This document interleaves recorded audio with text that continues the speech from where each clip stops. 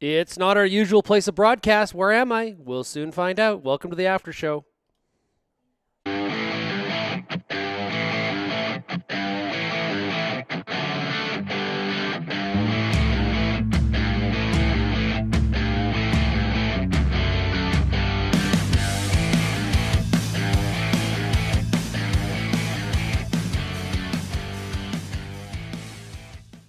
Okay, welcome everybody to the RealAg After Show. We are off the air. We had a Farmer Rapid Fire today. We had some great conversations. Today's show was, of course, brought to you by Ag in Motion. So big thanks to them for being today's RealAg Radio sponsor.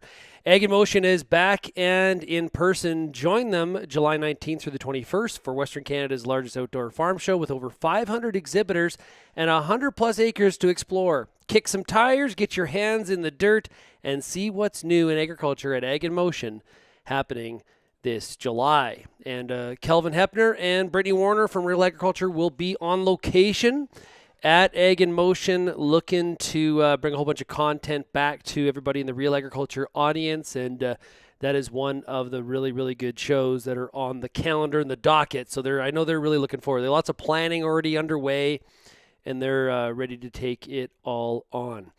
We talked to 4 farmers today. Really good discussions. Very, very interesting. It's weird how the year always ebbs and flows. You know, we're hearing more and more out of southwestern Ontario, dry, not terrible, but dry bias, and some concern kind of mounting in those parts in terms of the corn really needing some moisture. And we heard that today from Steve Terpstra, who's in Atwood, and Peter Gredig, who's in St. Thomas, Ontario. As we move out west, things were very, very wet, and still are wet for Jake Legui. He talked about how it's been a very, very tolling season so far. And it's something about the tow rope. When you're always constantly breaking out that tow rope, it really, really does take its toll mentally on everybody on that farm crew. Chris Allum, who's out by Fort Saskatchewan, we talked a little bit more about marketing, and he talked about how the cereal crop, it looks just phenomenal in that area. So, of course, you can always update us on how things are going on your farm. Email shaney@realagriculture.com, or you can always as well just comment here. Why not? Love to hear your comments. All week, we have been asking you for what is your favorite, because there's a lot to choose from, I think. And this was the question of the week to our farmers as well. What is your favorite small town, hole in the wall, pub, tavern, whatever you want to call it? What is your favorite? And I think there's 4, we came up on the radio show today with 4 criteria for this, okay? And you can chime in anytime. Let me know which one your favorite. We heard from the farmers today. And Jake Legui, he who's in Fillmore, he really, really had a good one. He meets all 4 criteria, okay? So you got to have good food, number 1. 2, good drink, which cold beer. 3, it's the people that go there. That's important because you can have good food and good beer, and if the people suck, you don't want to go there. And the 4th is the name. That's really, really important. And let's use Jake Legui as the example. Jake talked about how his was, I can't remember what town it was, but he said the Happy Nun. The Happy Nun. That covers all 4 pieces of criteria as far as I am concerned. The Happy Nun's got a good name. Jake says it's good people, so we got to trust him on that. And he said the food and the beer are fantastic as well. I always said that if I was going to own a pub, you almost got to think of the name first. And mine was going to be the Old Man and the Heifer. And the background on that was we live, the Old Man River goes right through Lethbridge. And there's a lot of cattle around here with being so close to areas like Picture Butte, which is the feedlot capital of Canada. So there's where the heifer comes from. So we got the Old Man and the Heifer. Now all I got to do is figure out how to have the food. I know I can get the beer. and attracting the people. So there you go. So let me know what your favorite small town, hole in the wall pub or tavern is. One of the things that we heard from the farmers today, Steve Terpstra brought it up, and somebody else did too, but it slips my mind. What is the fact that a lot of the locals are gone?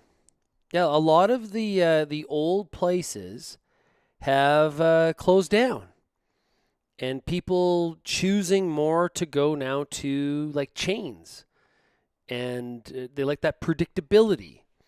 That is a bit of a turnoff. And it's interesting. I did a Google search for Canada's top small town taverns or pubs, and Hudson's came up. Well, that's not exactly a small rural place. I like to go there. It's got a really good steak sandwich, but it's a chain. I wouldn't consider it kind of what I was looking for. So, and Terpstra had said that theirs is the one in his town was Krabby Joe's. That's where a lot of people go. We kind of lost our flavor a little bit, I think, for variety. It sounds like if you ask me. So too bad. And you drive through like say rural Saskatchewan. You see places boarded up, and think about the activity that used to be there. And it's kind of sad that a lot of those places have closed, because there was a lot of character and a lot of vibrancy to those places. And those kind of places connected the rural community. No different than the hockey rink or the local restaurant. Those places brought people together, right? And we're kind of missing that nowadays, where sometimes technology has not necessarily brought people together. It's kind of kept people sort of apart. So I think that's one of the reasons why everyone's kind of so look at some of the air travel, trying to reconnect with people.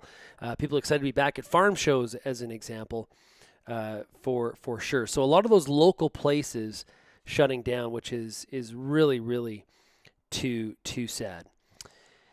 We have a new poll, and so participate, jump in here, and if you want to let me know what your favorite place is, I would love to hear about it. We have a new poll at realagriculture.com that is called that's not what it's called. It's what we're asking.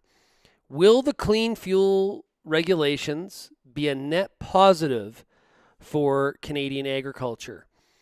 And we got that poll up. Let's go like that and make it bigger for you. Here's the results so far. Okay. What we've heard so far is 56 people have voted. Okay. So we got 51% of you saying so far, no, it will not be a net positive. 14% saying yes, it will. So far only 14%, so 8 votes out of 57 so far. I just pulled these off the website. We just posted this. Only 14% believe in their minds at this point, based on what they know, that the clean fuel regulations will be a net positive for Canadian agriculture. 35%, so here's the swing vote. Here's, maybe where this gets a little bit closer. 35% saying I need to know more before I answer. So that shows you that there's some awareness issues, that people are curious. They kind of get the gist, but there's some things that they need to have answers before they feel confident saying yes or no. Is there some swing vote in the no? I guess that is possible, but that's pretty interesting there, that 51% of people saying no, the clean fuel regulations, the CFR that was just announced last week, it's going to be it's not going to be a net positive. Very, very interesting indeed. I think there's more work to be done here for sure when it comes to trying to convince people. We heard yesterday from Steve Pratt, who is with the Canadian canola growers, and he talked about how one of the differences here is that there is not a a volume obligation, so to speak. It's not volume based. There's flexibility built into it. So this is something that maybe the CFR, once implemented on July 1st of 2023, may have to really show itself. It may need to be more practical, may need to be more tangible to farmers. They need to maybe see some of that demand when it comes to renewable diesel or ethanol before they'll say this is a good one. And I think also people paying a lot of attention to the fuel price as well. So there's the poll at realagriculture.com. Jim Hale, who's in Lancer, Saskatchewan, says lots of small town railway hotels that were bars have been lost to fire. Interesting. Okay, I didn't think of that, Jim. Is there any particular that you would come to mind that did burn down and are worth noting? Let us know there for sure. It'd be cool if maybe some of this this movement of people from the city into small towns. Wouldn't it be great if some of these places reopened, or kind of, and they don't do like the when they do the renovation, it's not like some sort of like big like it's a modern place. They sort of fix it up so it's just barely across the line, like just barely across the line when it comes to being able to get that certificate of occupancy. I think that'd be really cool. One of the things that I think, we said this on the radio show, one of the things I think that family-owned farms, they're a family business. Okay, so a family farm is a family business. One of the things that they have in common with somebody that runs the local tavern or the local restaurant is the dedication and basically essentially where that is your life. Like you like, if you think being committed to the family farm is something, try running the local restaurant or the local tavern. Everybody's having a good time. It's Saturday night and you are working. So I think there's a lot of similarities there for sure when it comes to commitment, kids growing up in the business. Some will, some decide I want to do this the rest of my life, and some say I need to get the hell out of here.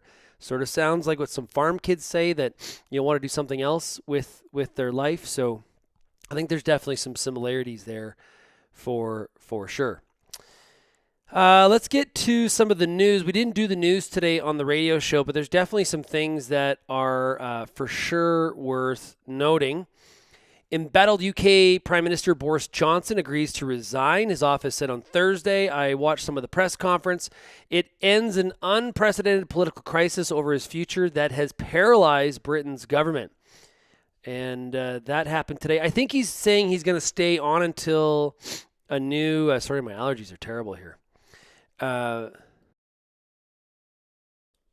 think he said he's going to stay on until they can find a replacement. The British pound jumped on the news, and the UK's FTSE 100 stock index jumped as well. There was a string of high-level resignations, which offered a sign of how quickly Johnson lost support within his party, despite surviving a no-confidence vote held just last month. So, Britain and Australia have no trouble switching out their prime minister. In Canada, it's the Conservative Party that has no trouble switching, and Johnson is obviously a Conservative, but in Canada, the Conservative Party seems very willing all the time to switch out its leader, and even under the biggest of crises and controversies, the Liberal Party tends to hold together. Higher food and energy prices are expected to dominate a divisive G20 meeting this week, with U.S. officials looking to press Russia to allow a freer flow of grain from Ukraine via the Black Sea.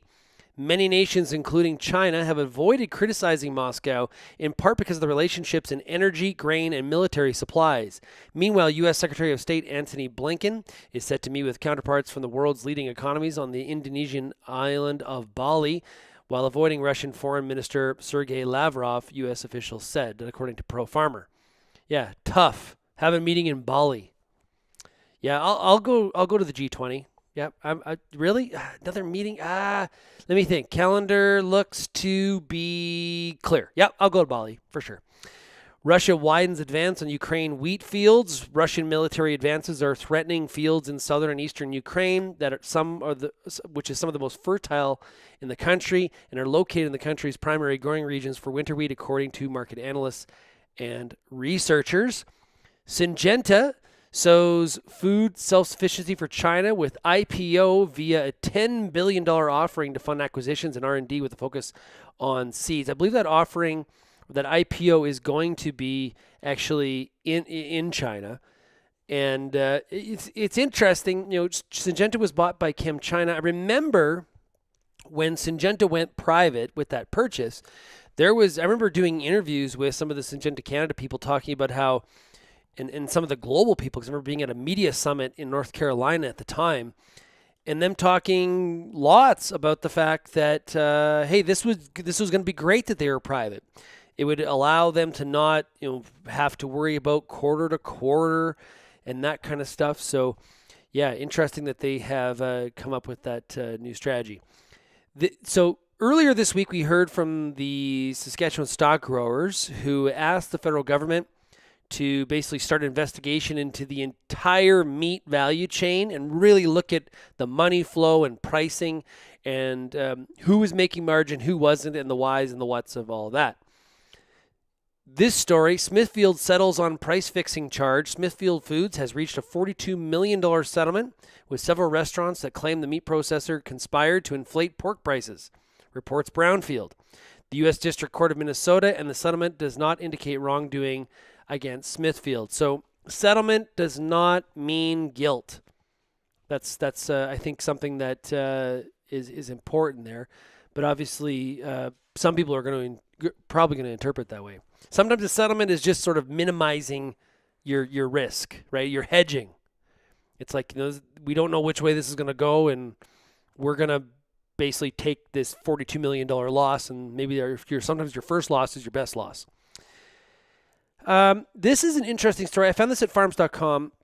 Will the plan to reduce farm emissions result in higher plastic pollution? Slow-release nitrogen fertilizers central to Canada's plan to reduce greenhouse gas emissions on farms are filled with microscopic plastic pollution, some environmentalists warn.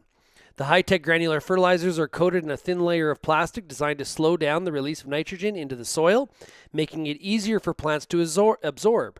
Excess nitrogen in the soil is the main source of nitrous oxide, a potent greenhouse gas responsible for over a third of emissions from Canadian farms. Quote here, or the study said, plastic-coated fertilizers are part of a larger group of so-called enhanced efficiency. Save you from that sneeze. Enhanced efficiency fertilizers, the federal government estimates could reduce emissions by 15 to 35%. Fertilizer and farming industry groups have pitched them as a key tool in meeting Canada's climate goals, a perspective recently embraced by the federal government. However, once the nitrogen has been absorbed or dissolved, the fertilizer's plastic coating stays in the soil. These tiny plastic particles can accumulate in the ground or leach into waterways, absorbing other chemicals along the way that can harm people in the environment. Good example, and who knows on the significance here, but this is another great example of it's never good enough. It is never, ever good enough. It's not about the fact there's going to be at some point, everything has some sort of negative consequence, and it's about minimizing the negative. And for some of these people, it is just about get rid of fertilizer, period. Right? So I'm going to look more into this. It just feels like, Carol Muffett, president of the Center for International Environmental Law, she's concerned. The environmental organization recently published a report, which was not peer-reviewed, calling for greater scrutiny of the use of agrochemicals. So there you go. Unlike loose trash, plastic mulches, and other sources of microplastic pollution, the use of plastic-coated fertilizers is an intentional decision to put irretrievable, well, you know what I mean, plastic pollution in the soil. It just never stops. You know what also never stops? My hay fever. Just brutal today. I got to tell you, it's just awful. Just absolutely brutal. Do you have hay fever?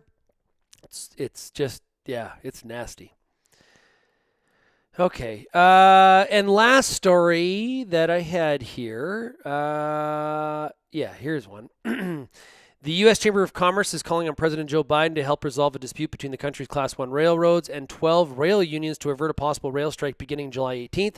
In a letter sent to the White House on Wednesday, U.S. Chamber Secretary Suzanne Clark warned that the decision last month by the National Mediation Board to release the railroads and unions for mediation and begin a 30-day cooling-off period presents a new challenge to the U.S. business community. Usually we hear about rail issues in Canada, especially for those of us that are out west. It feels very unique. But, some sort of big railway strike in the U.S. would absolutely be catastrophic. On top of the port strike for the longshoremen at the port of Long Beach and Los Angeles. So, yeah, the U.S. got their own problems. We think we got problems when it comes to transport and logistics. Yeah, hello, U.S. Okay, everybody, if you want to message me on your favorite local pub, hole-in-the-wall tavern, let me know. Haney at RealAgriculture.com. Want to wish everybody all the best today, and make sure you check out RealAg Radio on the podcast if you missed it today on Rural Radio 147. And, of course, tomorrow is Friday, which means we got the RealAg Issues panel. You're going to want to check that out for sure. Thanks, everybody, for tuning in. Have yourselves a great rest of your